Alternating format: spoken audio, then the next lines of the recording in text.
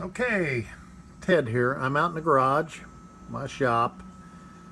I'm finishing up a license plate guitar kit from MGB. It's Gen 1. There's now a Gen 2 out there. I have no complaints, nothing bad to say about this kit whatsoever. It really went together well, and if there had been no changes, I would have been very happy with it just as it is. One thing I will point out, I know this comes on the new kit, is right here in this area here. You can see I added 2 blocks for just to line up, guaranteed line up, and also just a little bit of support. And I know the new kits come with that channeled out in there already, so that is definitely a good improvement. Something I did a little different on here. There's nothing wrong with the way they come whatsoever, but this kit comes with several sections that have to either be glued or screwed together. And what I did was I glued all of the sections together except for the bottom cover, and then I cut this was solid through here. I cut this piece out and opened that up. Main reason I did that is I like to allow for easy access if I have to get back in there and repair something or make a change, and to me that just made it easier, a little easier for me. So there's nothing wrong with leaving that in there and doing it the other way. It's just a matter of preference. So I like this a little better. So now basically all I have is the cover that bolts on there. Let me grab it here, and we've got it closed back up. Now on the cover, something I wanted to point out, some of you guys probably do it,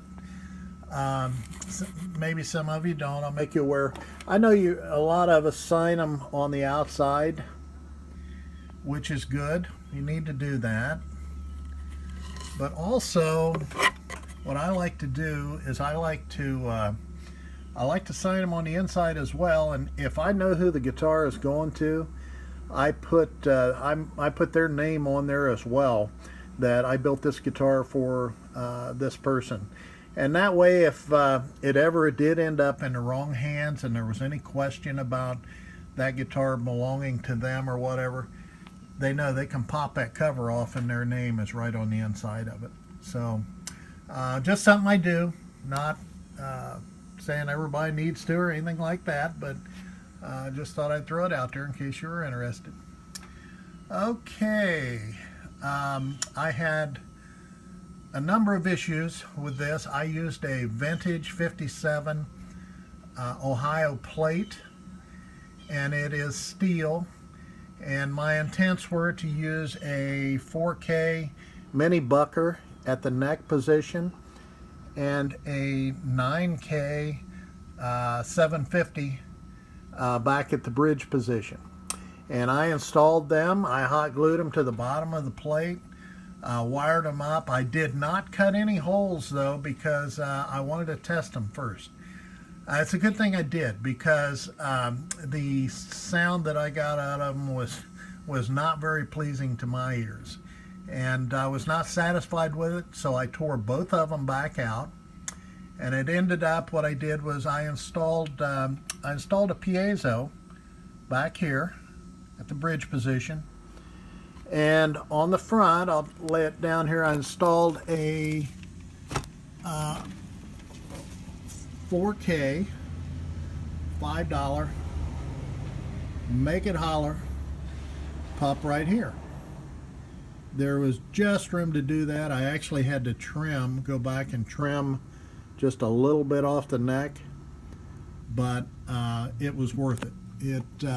It came out pretty well, and I'm going to try and get some sound here in a little bit, give you an idea of what's going on there. So then I have I had 2 volume controls, one for the mag pickup, one for the piezo, and then a tone control, which is strictly for the mag pickup.